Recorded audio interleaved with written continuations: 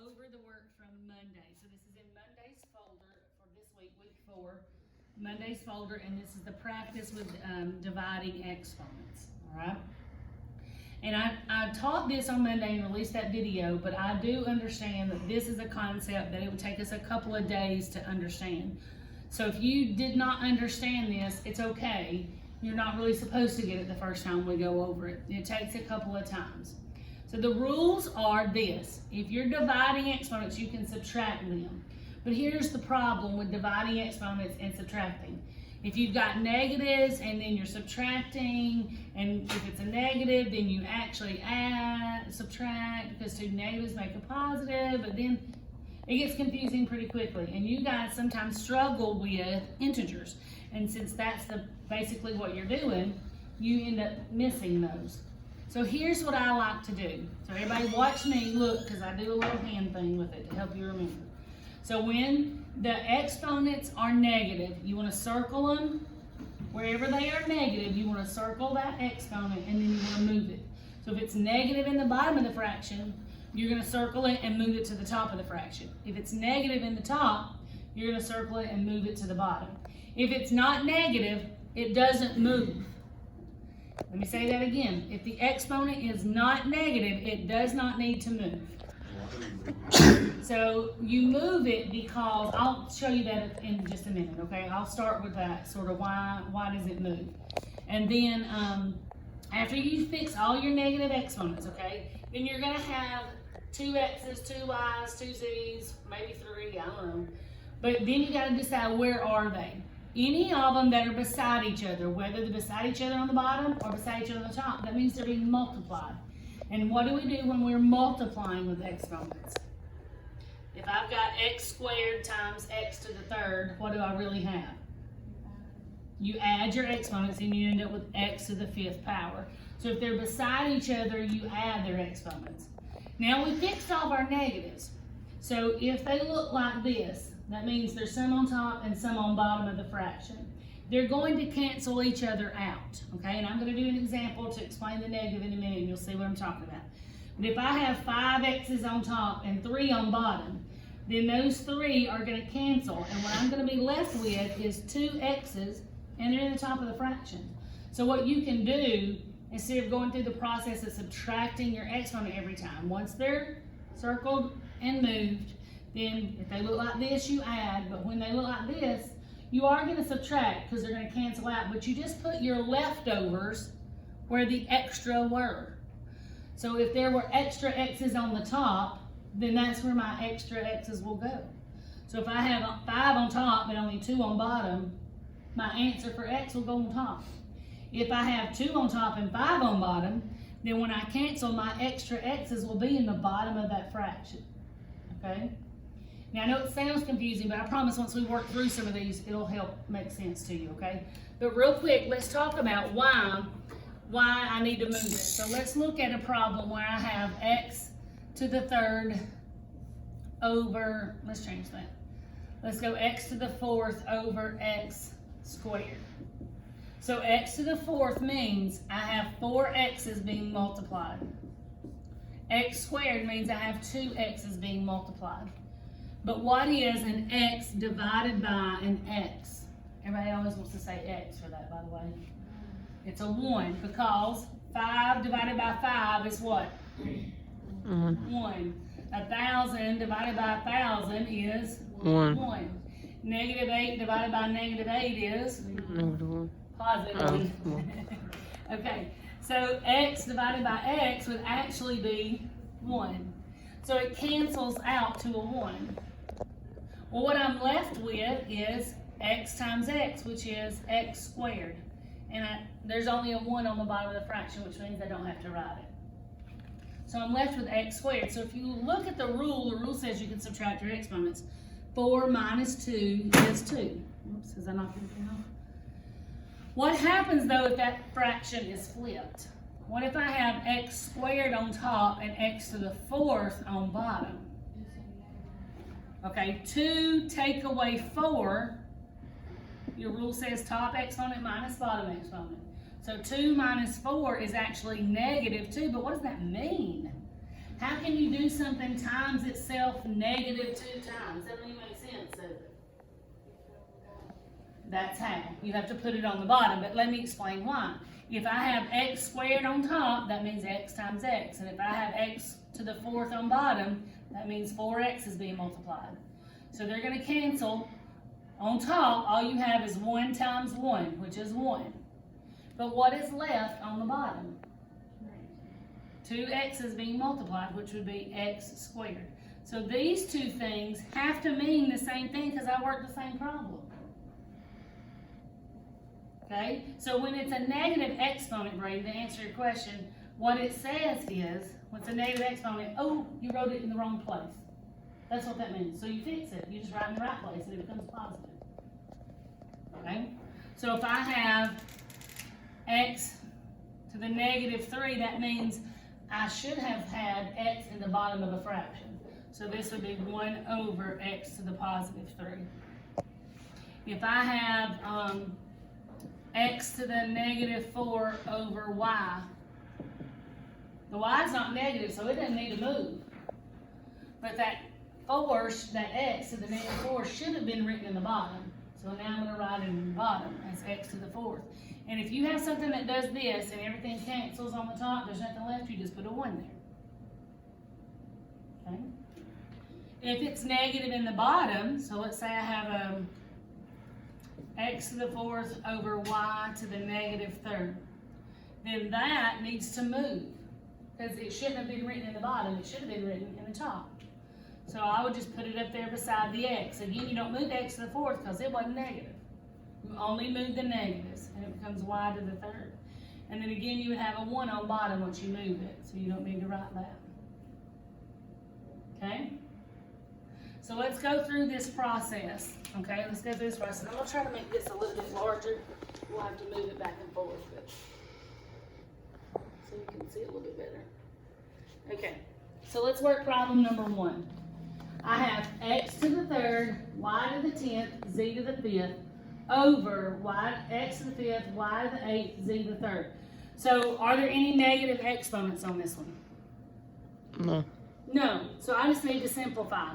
That means if it looks like this, I'm going to add the exponents. If it looks like this, I'm going to subtract, put the leftover where there were more. So let's do that. So if I have 3 x's on top and 5 on bottom, so I'm only looking at the x's. So there's 3 on top, 5 on bottom. Cancel them out. There's 2, but where are they? On the top or on the bottom? Bottom. On the bottom. So just write x squared on the bottom. Okay, so Alexis, what you just said was negative 2. And it's fine if you want to do it that way. 3 minus 5 is negative 2, but then you got to know it doesn't go in the top as negative because you can't leave me any negatives in the answer. The way I do it, I don't go through that process. I don't actually subtract them and think, is it positive or is it negative? I just think, subtract and put them where it'll be positive wherever the extras were. It kind of saves that step in your head. I'll put all of them on top. Okay, so you put them all on top, but see, that's not where the extra x's were. They were in the bottom. What now? On bottom. Yeah, you just put a 2 beside an x. When you're typing your answer, you can't get the exponent, so if you just do this, I know that's x to the 2nd. Or you can do the little up arrow, it's like shift 6, I think, and then do that. You can just put it beside it, I don't care. Just put a little space between your x and your y and your z answers if you don't mind. Hit the space bar a couple of times. That way it's easier for me to grade. But if you don't, if you smush them all together, I'll grade it fine too. So it just looks a little bit better. It's easier to grade if you put a little space between them. Okay, so now let's do this one. If you've got 10 y's on top and 8 on bottom, if you've got 10 on top and 8 on bottom, they're going to cancel. How many are left? 2y, and is it on top or on bottom? Top. Y squared on top. Now do your z's. You've got 5 z's on top and 3 on bottom. So when they cancel, how many z's are left and where are they? 2 on top. 2 on top, z squared on top. So that's the answer to number 1. Y squared, z squared over x squared. Okay. That makes sense now? Yes, ma'am. I think once you do watch me work a few of these, it's really some of the easiest stuff we'll do once you get the hang of the process, okay? And again, I do it a little different than a lot of teachers do because I don't teach you to subtract your exponents and then figure out if it's positive or negative and move it. We just fix them all and make them positive to begin with, and then wherever the extra are is where your exponent will be. Okay, so now let's do number 2.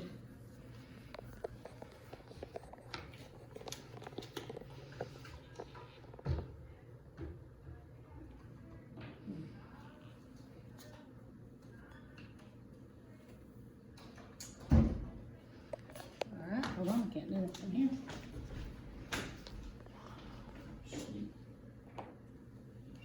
Okay, there we go. Alright, so question number 2, do we have some negative exponents? Yes, this one is negative. Are any other ones negative? No, so this is the only one that's going to get moved. So I'm going to circle it and I'm going to move it down here. Now it's going up here, I'm not dealing with it anymore up there. So now I'm ready to simplify. Remember, circle your negatives and move them. If it looks like this, you're going to add. If it looks like this, you're going to subtract. Okay? So let's do this. Let's do our x's. Where are my x values? Side by side on the bottom. So what I'm telling you is on the bottom of this fraction, I've got 5 x's and 5 more x's. So how many x's do I have? And are they on the top or in the bottom? They're in the bottom. So put them in the bottom. X to the 10th in the bottom.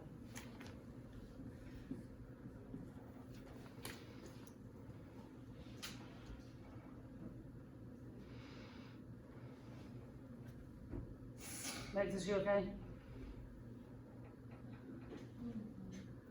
Okay. If you work this the other way, if you subtract your exponents, this is what you'll go through. -5 minus 5 is -10, but you can't write it as a negative, so you have to put it at the bottom. Then do it that way. Do it that way. I'm okay. I know how to do it all the ways, but most people can't do it that way. They need to do it this way. They struggle with the integers. So, okay. Now let's do our y's. Okay, there's 2 on top, 4 on bottom, so when they cancel, how many are left and where are they? 2 on the bottom, so y squared on the bottom. Alright? If you've got 3 z's on top and 3 on bottom, what happens to those? They cancel out completely. A lot of people will try to write a z somewhere. If 3 minus 3 is what? 0. Anything to the 0 power is 1. Why? Because of this right here. The only way to get an exponent of 0 is if you have the exact same thing on the top of the fraction as you did in the bottom. So if I have x squared over x squared, it's still 1. Right? Because they cancel out completely. So the z's are gone. So when everything cancels on the top, what do we put? A 1. So this is 1 over x to the 10th y squared. Okay? All right, let's do number 3.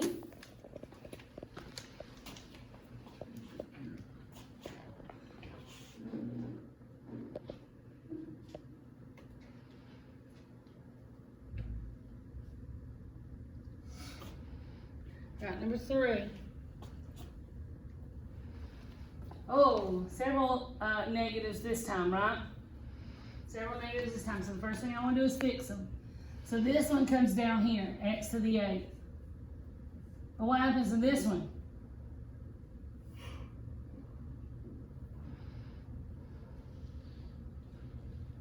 It goes up. Yeah. It's negative in the bottom, so I need to move it up. Yeah. So x to the 6th is on top. This, anything that's negative needs moved. So this comes up as y squared. Now I always try to write them beside the other ones, right? And then neither of those are negative, so they stay.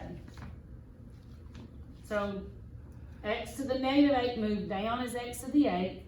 X to the negative 6 had to move up to the top to become x to the positive 6. And then y to the negative 2 moved up top. Now let's do it. Remember, add if it looks like this. Subtract when it looks like this. So if I have 6 x's on top and 8 on bottom, how many are left and where are they? Bottom. 2. 2 on the bottom. So x squared on the bottom. Right, y's. All of my y's are up top. I've got 5 and 2 more, which means I've got 7 y's on the top. So y to the 7th on the top. And then what about your z's? 1 on the top. Z to the first power, or you can just leave it as z, right? So that's the answer for number 3. Everybody see that? What do you think? Now, does it make a little bit more sense? Not as bad as you were thinking originally, maybe? All right, so let's try number 4.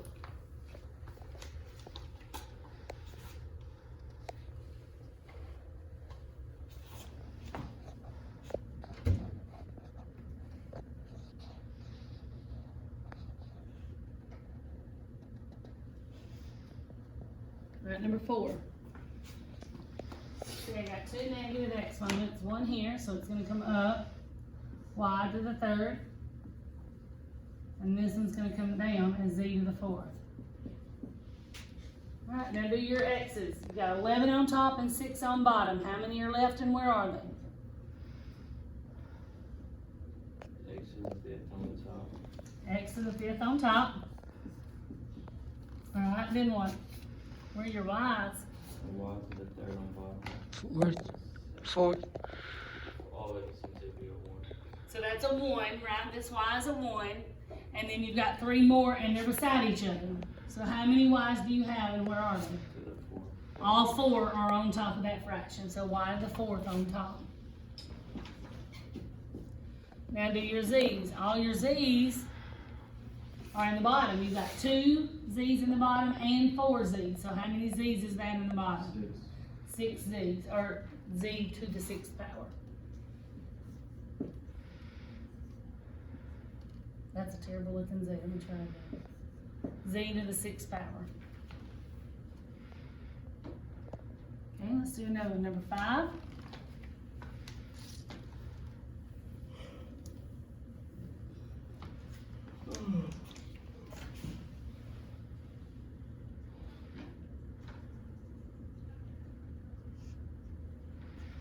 All right.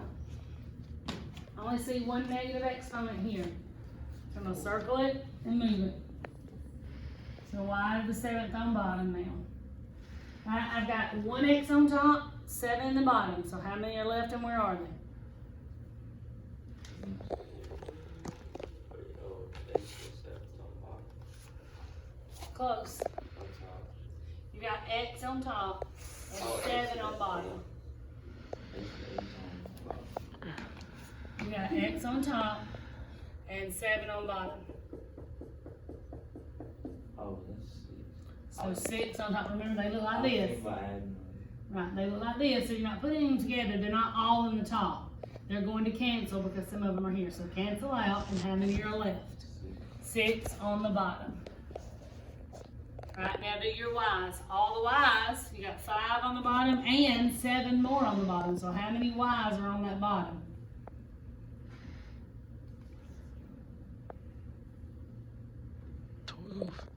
12. And then z's. I've got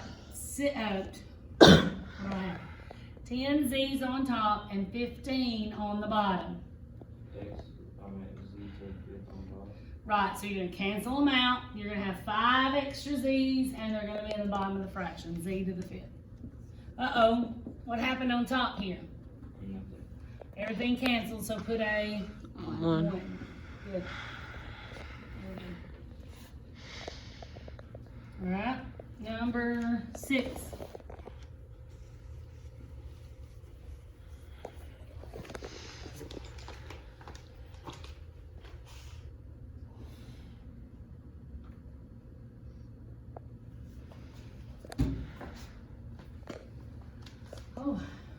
All my negative ones are on top, aren't they? So what's gonna happen to them? I'll flip it to the bottom. They're all gonna flip to the bottom. So x squared, y to the 1, z to the 8. When you move them, they become positive, remember? So I already know everything's gone on the top, isn't it? So it's a 1. So x to the 4, y to the 4, and z to the 13. Yep. So you end up with 2 x's and 2 more x's on the bottom, so that's x to the 4th. And then you've got y to the 3rd and another y, which makes y to the 4th. And then 5 z's and 8 z's would be 13 z's. Good job. All right, let's do number 7.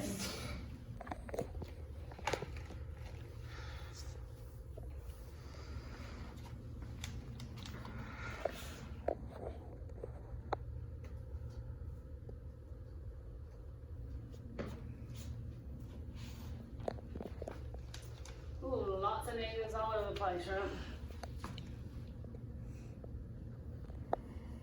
So x to the 3rd comes to the bottom. X to the negative 10 comes to the top. Oh, these are all gonna be on top. Are they? So those don't move, but these do. So this one flips up as z to the 9th. And this one comes down as z to the 4th. They'll all be on top.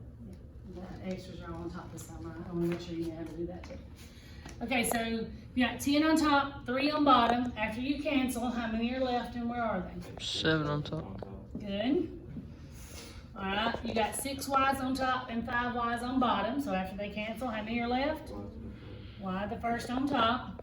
And then when you cancel your 9's and your 4's, I mean your z's, I don't know why I said that. Z to the 5th. Yes, you got 9 z's on top and 4 on the bottom, so you end up with z to the 5th on top. So you can put a 1 here. It wouldn't be wrong if you did that, but we don't usually write the whole number with a 1 under it, right? So we'll just box it in if you want to. Okay. All right, that leaves you 3 more to kind of go over on your own. I will maybe go in and put the answers on these 3 in a little while on the worksheet, so you can kind of look it back up if you need to. But hopefully 1 through 7 was enough to help you, okay?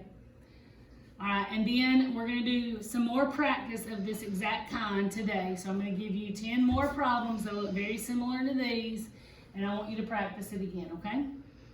Okay.